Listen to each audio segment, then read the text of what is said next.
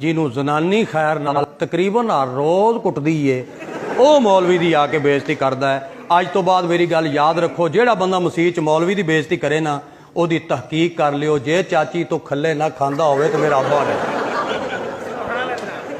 ਕਿਉਂਕਿ ਇੱਜ਼ਤ ਵਾਲਾ ਬੰਦਾ ਇੱਜ਼ਤ ਵਾਲੇ ਬੰਦੇ ਦੀ ਬੇਇੱਜ਼ਤੀ ਕਰ ਨਹੀਂ ਸਕਦਾ। ਬੰਦਾ ਕਮੀਨਾ ਕਰਦਾ, ਇੱਜ਼ਤ ਵਾਲਾ ਤੇ ਇੱਜ਼ਤ ਤਕਸੀਮ ਕਰਦਾ। ਜਿਹੜਾ ਮੌਲਵੀ ਨੂੰ ਆਖੇ ਇਹ ਦੇਰ ਨਾਲ ਕਿਉਂ ਆਇਆ ਤੇ ਸਵੇਰ ਨਾਲ ਕਿਉਂ ਆਇਆ, ਸਮਝ ਲੈ ਕੇ ਇਹਦੀ ਲਿਟਰੇਸ਼ਨ ਹੋਈ ਹੈ। ਤੈਨੂੰ ਤੂੰ ਕੁਝ ਨਾ, ਕਿਉਂਕਿ ਵਿਚਾਰਾ ਘਰੋਂ ਵੀ ਖੱਲੇ ਖਾ ਕੇ ਆਇਆ ਤੇ ਅੱਗੋਂ ਤੂੰ ਵੀ ਆਕੜ ਜਾਏ ਤੇ ਗਰੀਬ ਜਾਵੇ ਕਿਹੜਾ, ਮਰ ਜਾਏਗਾ। ਕੋਈ ਗੱਲ ਨਹੀਂ, ਕੁਝ ਨਾ ਆਖ ਉਹਨੂੰ। ਮੌਲਵੀ ਦੀ ਤੋਹੀਨ ਕਦੀ ਇੱਜ਼ਤ ਵਾਲਾ ਬੰਦਾ ਨਹੀਂ ਕਰੇਗਾ, ਨਸਲੀ ਬੰਦਾ ਨਹੀਂ ਕਰੇਗਾ।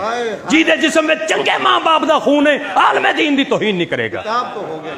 ਇਹ ਕੰਮ ਕਮੀਨਾ ਬੰਦਾ ਕਰੇਗਾ, ਭੈੜਾ ਬੰਦਾ ਕਰੇਗਾ, ਘਟੀਆ ਬੰਦਾ ਕਰੇਗਾ। ਬਾਕੀ ਮੌਲਾ ਮਾਂ ਨੂੰ ਇਹ ਕਹਾਂਗਾ, ਜਿਹੜੇ ਬਾਇਜ਼ਤ ਮੇਰੇ ਸਾਥੀ ਬੈਠੇ ਨੇ ਉਹਨਾਂ ਨੂੰ ਇਹ ਅਰਜ਼ ਕਰਾਂਗਾ ਕਿ ਜਦੋਂ ਤੁਸੀਂ ਨਮਾਜ਼ ਪੜ੍ਹਾਉਂਦੇ ਹੋ, ਬਾਹਰ ਭਾਵੇਂ ਕੋਈ ਚਵਲਾਂ ਸ਼ਵਲਾਂ ਮਾਰਦਾ ਹੈ, ਮਗਰ ਤੇਰਾ ਸ਼ਾਨ ਅੱਲਾ ਕਿੰਨਾ ਬਣਾਇਆ। ਜਦੋਂ ਤੂੰ ਨਮਾਜ਼ ਪੜ੍ਹਨਾ, ਜਿੱਥੇ ਤੇਰੇ ਪੈਰ ਹੁੰਦੇ ਨੇ ਤੇ ਪੂਰਾ ਮਹੱਲਾ ਤੇਰੇ ਪੈਰਾਂ ਵਿੱਚ ਮੁਹੰਮਦ ਦੇ ਰੱਬ ਨੇ ਕਿਵੇਂ ਝੁਕਾਇਆ।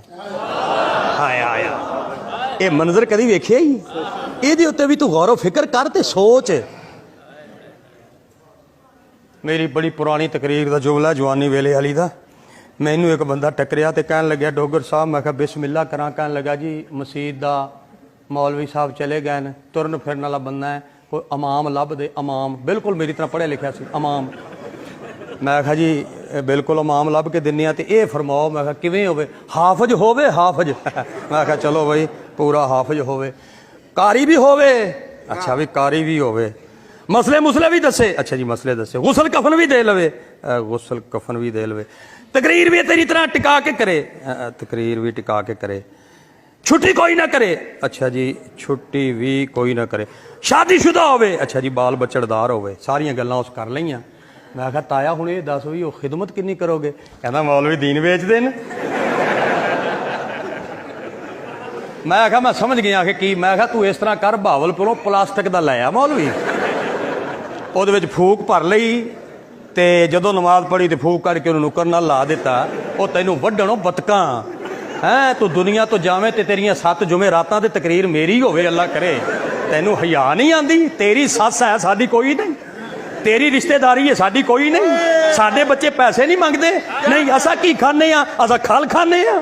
ਉਹ ਬੰਦੇ ਦੇ ਪੁੱਤਰਾਂ ਵਾਲਾ ਕੰਮ ਕਰ, ਹੋਵੇ ਪੜ੍ਹਿਆ ਲਿਖਿਆ ਤੇ ਉਹਨੂੰ ਵਾਲਾ ਦੀਨ ਵੇਚਦੇ। ਇਸ ਵਾਸਤੇ ਸ਼ਫਕਤ ਕਰੋ ਤੇ ਮਿਹਰਬਾਨੀ ਕਰੋ, ਆਪਣੇ ਉਲਮਾ ਦੀ ਕਦਰ ਕਰੋ, ਉਲਮਾ ਦਾ ਇਹਤਰਾਮ ਕਰੋ।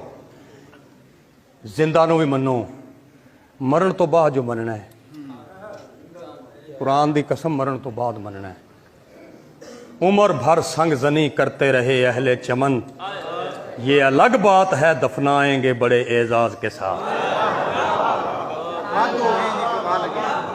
ਜਿਹੜੇ ਬਾਬਿਆਂ ਨੂੰ ਜ਼ਿੰਦਗੀ ਸਾਰੀ ਅਸੀਂ ਸੋਲੀ ਤੇ ਚੜਾਇਆ, ਤਕਲੀਫਾਂ ਦਿੱਤੀਆਂ ਨੇ, ਮਰਨ ਤੋਂ ਬਾਅਦ ਇਹਨਾਂ ਦੀਆਂ ਕਬਰਾਂ ਤੇ ਗੁੰਬਦ ਬਣਾਏ ਤੇ ਚਾਦਰਾਂ ਚੜਾਈਆਂ।